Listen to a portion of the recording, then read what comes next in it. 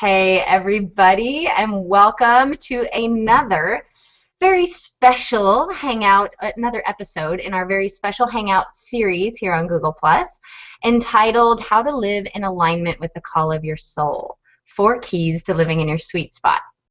I'm your host, Carrie Roldan, and I'm a wife, a mother, an author, a personal growth junkie, and your total business BFF.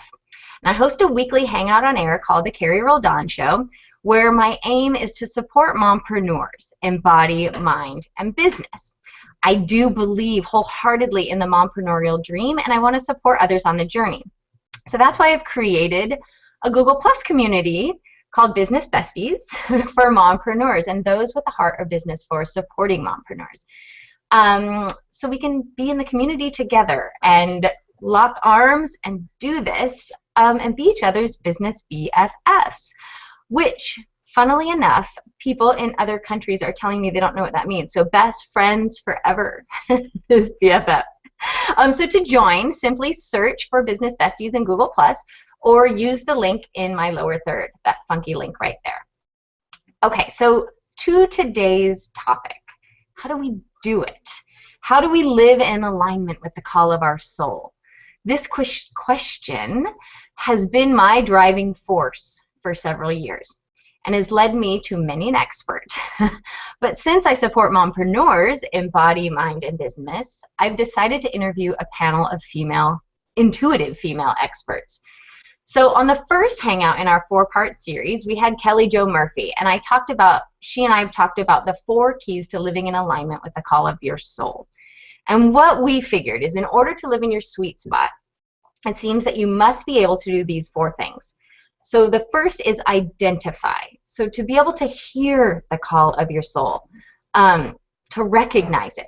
The second is to listen to it. And we talked about how that is slightly different from hearing it. And then the third is act on it. And the fourth is live from it, right? So kind of the way I see it, I've divided those into 2 sections, right? There's hear and listen, or identify and listen, are the maybe the non-active part, and then there's the active part of taking that step and acting on it, and then going a step further where it is that you actually live from that space. And Kelly Jo talked about the need to live from a place of being rather than a place of doing. And I think that this cannot be overstated, but I've often found myself trying to do my way into being. So does this make sense to anybody else? There is a type A achiever that lives inside of me that can turn even a spiritual practice into an anxiety-producing, must-get-it-right kind of activity. And that is where today's guest, Cindia Carrere, comes in. Cindia is an intuitive money healer, and she helps people to heal the blocks in their energetic grid so they can be in alignment with what it is that they seek. In essence, Cindia helps clear the energetic clutter so that we can live in alignment with the call of our soul. Now, I met Cindia about 6 months ago, and we instantly clicked. Like, we have been business BFFs ever since. She has become a dear friend, and I am thrilled to have her here today. So, Cindia, go ahead and unmute yourself, and hello. Hi, Carrie. Thank you for having me here, and I love you. I love you right back. So I have a question for you before we get into the nitty-gritty, because I was recently on someone else's hangout. I was on a hangout called Get Busy with Jim and Kit. Shout out to Jim and Kit. Hey there, guys. And they asked me, the very first question they asked me is, all right, what is your superpower? And I thought there couldn't be a more fitting question for you. So, Cindia, what is your superpower? Ooh, that is such a great question. It makes me want to, like, hit my wrist together or something. My newest superpower is being able to see into people's energy grids, to see their energetic bones and structures, and to see where the energy is flowing, where it's stuck, where it's missing, and how I can help them be in alignment, as you said, and clear all that clutter so that they can hear the calling of their soul and to be in alignment and do what it is that they're here to do. Okay, so, oh, sorry, I was muted. Okay, So I can speak for that. And I think I think that was the coolest superpower. I'm very, very jealous of your superpower. So could you just for when, let's see, how am I going to ask this question? So I've introduced you as an intuitive money healer. And having known you for a while, I know that you are super highly intuitive. But you just sort of like casually mentioned upon, oh, and I can see into people's energy grids. Oh, by the way, that's Chase in the background. It's a Thursday, and so Chase is home from preschool. So just everyone watching, there she is. But you can tell me about that, about seeing people's energy grids. What does that look like? How did you come to be able to do that? Hi, Chase. Um, if you can picture, since we were just in LA together and everyone was talking about the traffic, if you can imagine being in the helicopter, the traffic helicopter, and being able to see overhead and where the traffic is flowing, where it's gridlocked, where streets are under construction, it's kind of like what I'm able to do. I'm able to get a view where I can see the traffic flow of your own individual energy patterns. Does that help at all?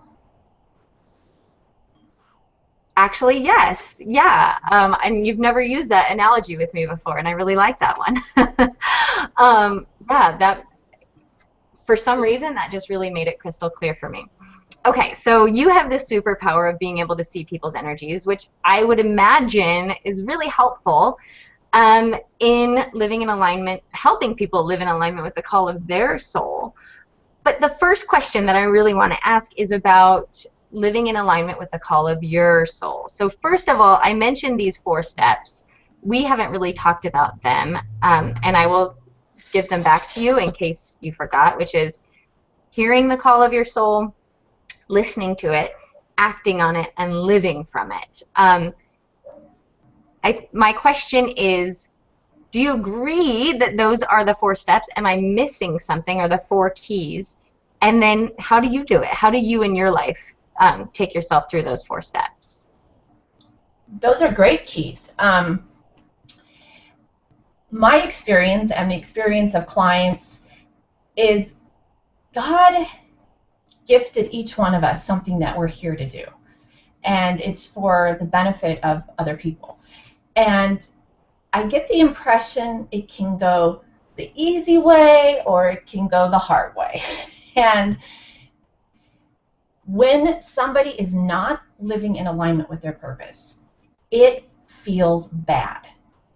And there's something that I call joyful discontent, that they know there's something else. It's like an itch that they can't yet scratch, and it may come in the form of like financial difficulties or a bunch of things going wrong at a time, or they're in their current job but things are not going well, and there's just something that's niggling at them that they're supposed to do. There's a calling on their heart, and when they start to recognize it, it can feel really good, but it can also feel really scary, Carrie. Okay, sorry, you got me. I'm in the middle of going, oh my gosh. I was just leaving a comment because you hit me where I needed to be hit with the joyful discontent.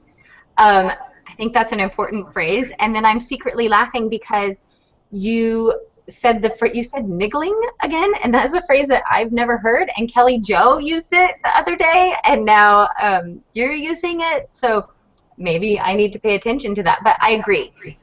And Cynthia, could you mute yourself? I'm hearing a little bit of feedback on my end. So what I just wanted to ask you, moving like forward with that, then is, okay, so I feel this joyful discontent, which I described it on Monday. I said I felt like I was busting at the seams with potential. Like I had this pretty good life. I would look around and, I've been studying the law of attraction and I understand, okay, be grateful. And I'm looking around for all these things to be grateful for, and I'm taking myself through this process of gratitude. And yet, and yet there was something inside of me that wanted to be birthed, I think is the best way, right? It was like bubbling up, and maybe that's the niggling that you're talking about, like needed to get out. But I had a really hard time identifying what that is. So what that was, right? And you mentioned some things feel bad, but I'm wondering, like, okay, if you can take yourself back to me in that time where I'm just feeling this restlessness, what is a best practice for someone who's feeling that right now, who like senses their own potential, senses that they're here, right? They're put on this earth to do some really great work, and is kind of looking around and wondering what that is. Do you have advice for that person to be able to interpret that call of their soul? Well, when you were feeling that, were you able to take time from your busy life and all the distractions and go in and get really quiet to understand and hear the message? Because people crave and hate change. So part of that pain is if there's something calling you, sometimes people don't want to hear it because they know deep down that there's something that they're going to have to change. They're going to have to change some part of their life, and that is scary. So the first thing is to accept that you can either remain in the discontent and just live with it, or you can take the leap of faith and say, okay, I don't know what's going to change here, but my soul has got to give birth to this. And to get super, super quiet, even if it's just a few minutes a day, to listen to the messages, because we get so distracted and overwhelmed with everything else, and it's so easy to, oh, but I have to go do this and I have to go do that, and meanwhile, like the niggling and all the symptoms are trying to pull that dream out of us. Amen to that.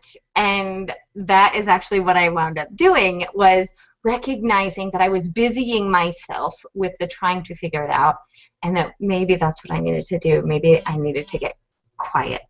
And initially I started with meditation or guided meditations, or I would go to like YouTube and look for meditation videos or meditation music. But interestingly, what wound up working for me was finding my quiet time on my run, where there was no possibility, I guess there was, but in my mind, of me being able to have to get up and use the bathroom, or remembering something that I had to do. So I had to get out on my run, get my body outside, kind of shift my energy a little bit, and then use that for my meditative space and my self-questioning space, and my, which maybe that's the perfect thing to lead into the, okay, so you get quiet to hear it. And I think we've all had those moments where we feel like, okay, I've just heard a message loud and clear, right? And then we don't want to listen to that message, right? Because what you said, the message requires that we change, or maybe we get a message that is like, it's a big vision and that seems way too big for little old me. So maybe could you like expand on that next step of, okay, I'm getting some clarity, I'm understanding, there's some messaging that's coming to me, I'm getting quiet, and maybe explain how that shows up for different people, because for me, I get words, but I know some people get visions, and I know you work with a lot of people, so I'm actually going to turn it over to you and let you finish my thought, if that's all right. Thanks. You said something so important, that there's just a renaissance happening right now, and more people on the globe, on the planet right now, are experiencing the push, the pull to share their message like no other time in history. And people can hardly believe it. I do work with a lot of people, and that is one of the overwhelming things, is when they come to me, that they have this, they're inspired messengers. That's who I really work with. And they can hardly believe what they're being asked to do, because it's exactly what you just said. Who am I, this little person, to do this? But the process is that we get led step by step by step. And I remember saying something to you, Carrie, one day, and you said the most perfect answer back. I said that I feel like I am at the edge of a cliff and that I just have to take the leap of faith and trust that the wings are going to show up on the way down. And you not only said, yes, that's right, Cindia, but you have to do it every single day. And so I was thinking, bravo for me for doing it one time. And you're like, yep. And you get to get up and do it again and again and again. So thank you for that one. So do you want to say anything to that before I go on? Just I love it when I'm brilliant.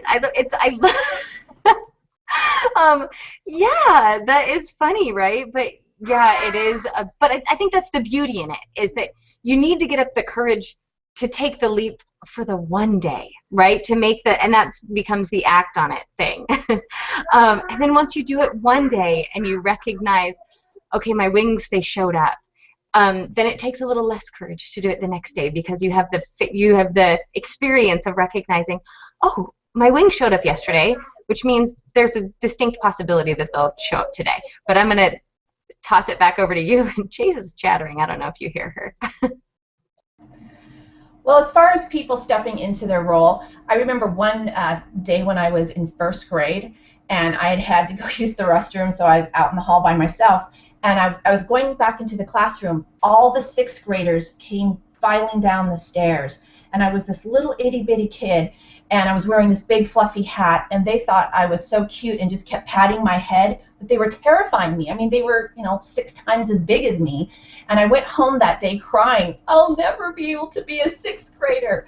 And because I was looking at myself as at 6 years old and doubling, my size and age and stuff, and my mom was so sweet about it. She was saying, honey, you don't have to go from first grade to sixth grade. You'll finish first grade, and then at the end of summer you'll start second grade and so forth, and by the time you get to sixth grade it'll be the most natural thing in the world. So that's, if people are feeling the call of their soul and scared to make changes and how am I going to get from here to here, it's going to be such a natural progression that you will be tested and stretched and get to do things along the way that will absolutely prepare you. Okay, so that's funny that you talk about that, because my daughter had exactly the same experience. It was 5th grade, but same thing. She's like, I'm so little, they're so big. And now she's in 5th grade, and she's like, look it, I'm here, you're right.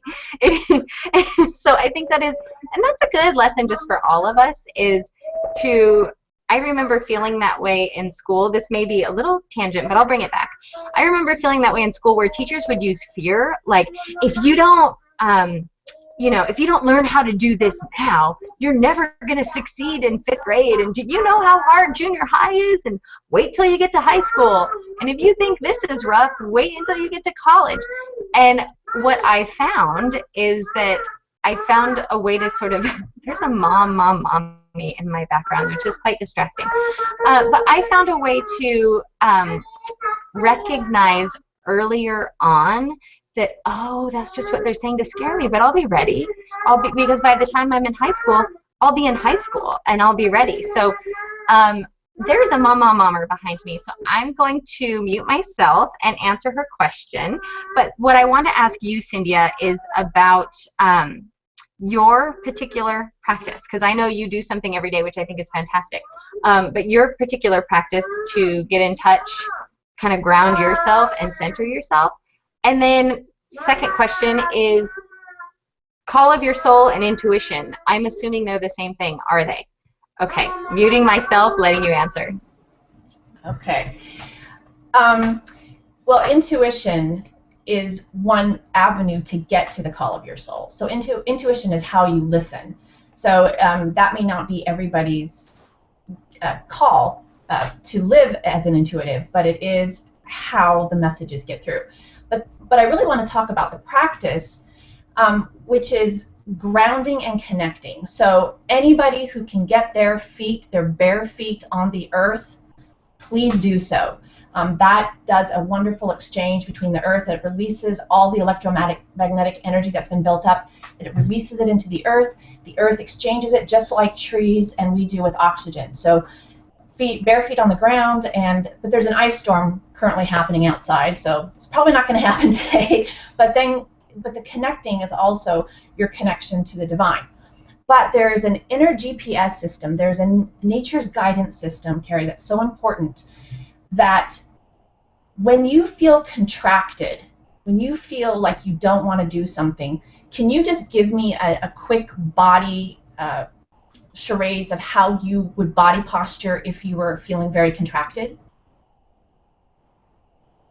Instantly, sorry, I was muted. Yes, I instantly, actually, my whole body contracts, and I seem to want to, I want to protect my solar plexus area. I want to make that small and tight. Okay. And then what would you do if you were feeling completely open and ready and willing? What's your body language for that? I actually want to spread my arms if I'm feeling completely open and ready and willing. But definitely, I'm no longer contracted. I'm sitting up straight, and yeah, I want to be as expansive as possible. How this intuition often works is just like, we're going to go back to the traffic analogy, that we all operate when we're driving our cars based on the signals. It's green for go, yellow for caution, and red for stop. And it would do nobody any good if everybody had a green light all at one time, right? That would just be mayhem. So there are appropriate times to go, to slow down, and to stop. And the body registers. Our body is the most amazing fine-tuned instrument. And so when we are given the green light, our body just feels open and expansive. And when we're given a red light, we feel contracted. And a lot of people don't pay attention or don't listen to that. And they continue when they're contracted, and that's when people get into trouble. And slowing down, a caution light or a red, doesn't always mean that the project is ended or whatever. It just means that at that moment isn't the best time. And you even know when you're doing a project and you get tired and you start to get cranky, take a break, take a time out, drink some water, take a deep breath. It means you're going in the wrong direction. So every time you feel that crankiness, that contraction, that is the signal from your body, from your higher self, from God, is to take a time out and slow down. So I think that's so important what you just said, and the fact that you said it doesn't necessarily mean the project has ended, because so often I do that, right? I said in the intro, I can turn anything into like a type A anxiety producing, like drive at it activity. I have a gift maybe for like being able to suck the joy right out of my own life. Like when I feel so inspired and so excited about something, so those of you who watch me, I have a best friend named Holiday, and Holiday and I talk about this because we get this thing, right? You get inspired action. Like you feel like, okay, God is talking to me. He's telling me to do this. And I have this nasty habit of telling God, like, it's cool, I got it. like, okay, you told me what to do, now leave me alone. And I think what you're talking about is exactly what I know I need to get better at, is when I feel cranky, it's not necessarily because my mission has changed. It's just, hey, maybe I need to take a little rest. Maybe I need to refuel. Maybe I need to take a step back to gain a new perspective, to be able to hear God's voice, listen to the call of my soul, however you want to say it, but reconnect, which is what you're talking about with the grounding, reconnect to the source of that inspired action to begin with. And I know we are running low on time. We have about 5 minutes left, and so there's one more question I want to ask you. But I actually want to ask you to give people where they can get your book, because you have a ton of really practical practices in the book, like the grounding, that I just think would be awesome for people to. They're all amazing ways to reconnect with that inner voice. And so I want to give you the chance to drop that link. Thank you, Carrie. Okay, you can go get some information at www.healyourgrid.com. That's HEAL, yourgrid, GRID.com. And don't you want to talk about anything that you've got coming up or going on? Or Yeah, no, I mean, I wanted to I wanted to take a break there before I forgot, because there's a book on Cindia's website that you can download and it's free, and the title is The Real Reason That You Don't Have Enough Money. But what you get from that book is a ton of practices in reconnecting, right, and being able to hear the call of your soul. And I don't want anybody to take that lightly. It's awesome stuff. So I will post that link in the comment section. But so at the beginning of the show, I talked about 2 questions that I was going to ask you. And my daughter's asking me to be quiet. So it's a good thing we just have a few minutes left. I said I was going to ask you how you do it. And you gave the process of grounding. And then I'm going to ask you about how you help other people do it. So can you talk a little bit about how you do that, how you work with people in clearing their stuff and being able to hear the call of their soul? Well, I love it when people come to me with their joyful discontent, because it gives us something to work with. And so when there's something that someone wants to get at, we have a target, and then I'm able to sync up with them and ask, what is the first thing that is preventing you from either knowing this, seeing this, understanding it? And I'm telling you, the blockages will just reveal themselves like computer files. So it will just pop up, and it will be an old program that no longer fits with the new updated information that's coming. And so I just help people delete those files left and right, and then we can help them install the new information so everything is compatible. And I want to just get this in. If you were going to be an airplane pilot, Carrie, with all the other airplanes flying not too far away from you, would you want to fly a plane that had no instruments in it, or a plane that was just your skill and instruments only, or an airplane that was your skill, instruments, and being connected to the tower? Yeah, I would definitely want all 3. I would want to feel highly skilled. I would want to have the right instruments in front of me. And then I would need to be, so weird that you're talking about this right now, I would need to be connected to the tower, because what if there's fog, or, yeah. Exactly. So when it's dark out, when you can't see in front of you, when you don't know how close the other airplanes are, or the tarmac, it is so helpful to have the radio control just telling you everything that you can't see. And that's the way it is with intuition. It helps navigate and guide you when you cannot see yourself, when you cannot see it. So. Oh my gosh, so beautifully stated and so true. And I think that is where working with somebody else, whether it's a highly intuitive coach or a friend, like my friend Holiday, I swear I'm going to write a book called Running with Holiday that just talks about the gift that she's been in my life in so many places, right? Just having someone with a different perspective to be able to process with, I think, is invaluable. But when you work with someone like Cindia, like a healer, or I know there's some pretty awesome, I've worked with an EFT coach as well, where I feel like, oh my gosh, I could have spent a really, really long time trying to figure this out, but because my subconscious, because my ego doesn't want to look at it, I'm finding a whole bunch of different ways to not look at it. And so whether I love one of my favorite things to do, is why I started Business Besties, is I absolutely love connecting people. So if you resonate with what Cindy is saying, or you resonate with what I'm saying, and oh my gosh, I need some outside help to see what I can't see, then by all means go to healyourgrid.com and get in touch with my friend Cindia Carrere. Or if there's somebody else that's on your radar that you now hearing this has made you realize, okay, I need to call that coach. Okay, I need to, read that book, whatever it is. Take this as a sign from your intuition, a sign from your higher self. Because, yeah, if you're watching this series, it's because there is a need.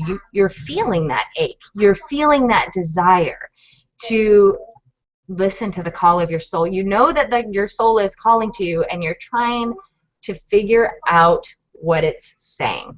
And I can't tell you how helpful it is to have what Cindia is talking about as, you know, the radio control, whatever, the flight tower, there as a beacon and someone to constantly pull you back and put you on, right as you get off course, to remind you, hey, you're off course, come on back over here.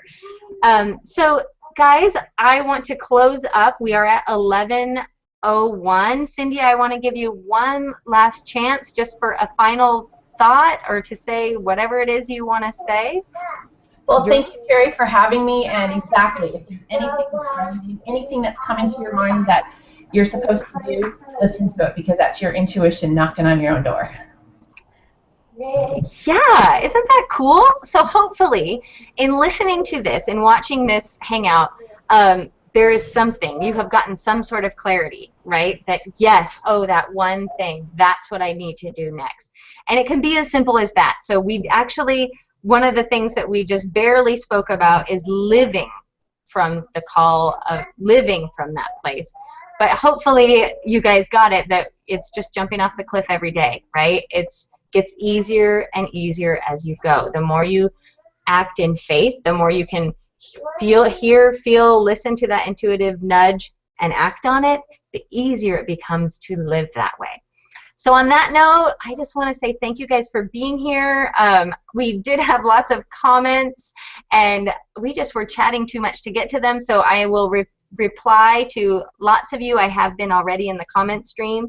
And also feel free to share this video. I really love shares.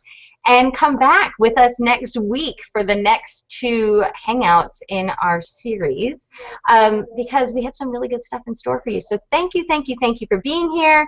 A great big virtual hug from me to you, and I will see you next week. Talk to you later, guys.